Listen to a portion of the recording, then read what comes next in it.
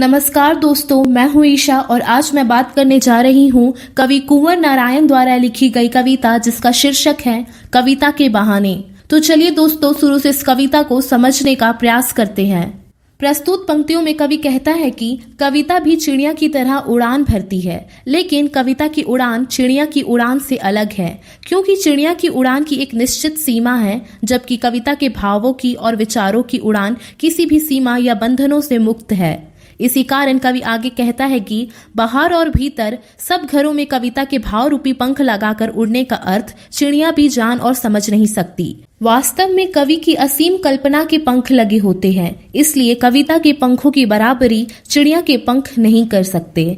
प्रस्तुत पंक्तियों में कवि कहता है कि कविता का खिलना फूलों के खिलने की तरह ही है, लेकिन कविता के खिलने और फूलों के खिलने में एक अंतर है। वह यह है कि फूल के खिलने के बाद उसके जीवन और बाद में मुरझाकर समाप्त हो जाने की एक निश्चित अवधि होती है, जबकि कविता एक बार विकसित होकर जीवन पाकर अमर हो जाती है। इसी वजह से कवि कहता है कि कविता के खिलने का अर्थ फूल भी नहीं जान सकता। कवि यह स्पष्ट करना चाहता है कि फूल जिनके खिलने में आनंद है, उत्साह है, जिनमें कोमलता और आकर्षण भी है, वे भी कविता की बराबरी नहीं कर सकते, क्योंकि कविता अनंत जीवन और आनंद से युक्त होती है। वह फूलों की तरह एक बार खिलकर मुरझाती नहीं है, बल्कि हमेशा नए अर्थ ग्रहण करके विकासशील और जीवित बनी रहती है। प्रस्तुत पंक्तियों में कवि कहता है कि कविता भी बच्चों के खेल की तरह ही होती है।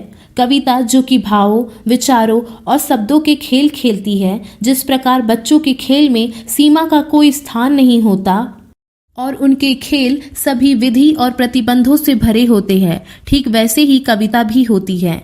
बच्चों में भविष्य है, विकास की असीम संभावनाएं, उमंग, उत्साह और क्षमताएं हैं। उसी तरह कविता में भी अर्थ की व्यापक संभावनाएं हैं। उसमें रचनात्मक ऊर्जा भी होती है। भेदों के बंधन से ऊपर उठकर सबको एक कर देने के मायने बच्चे जानते हैं और उन्हीं की तरह कविता भी जानती है। इसका मतलब यह है कि जिस प्रकार बच्चे अपने पराये का भेद नहीं करते, उन्हें सभी घर अपने ही प्रतीत होते हैं, ठीक उसी प्रकार कवि के लिए भी कविता के स्तर पर सारा संसार अपना है। दरअसल कवि का उद्देश्य कविता द्वारा रचनात्मक विचार या संदेश को जन जन तक, घर घर तक पहुंचाना है। तो दोस्तों, इस वीडियो को लाइक और शेयर करके आप हमारा आत्मविश्वास बढ़ा सकते हैं, और हमारे चैनल पर पहली बार आए हैं तो चैनल को सब्सक्राइब जरूर करें, और यह वीडियो आपको कैसी लगी हमें कमेंट बॉक्स पर लिखकर जरूर बताएं। धन्यवाद।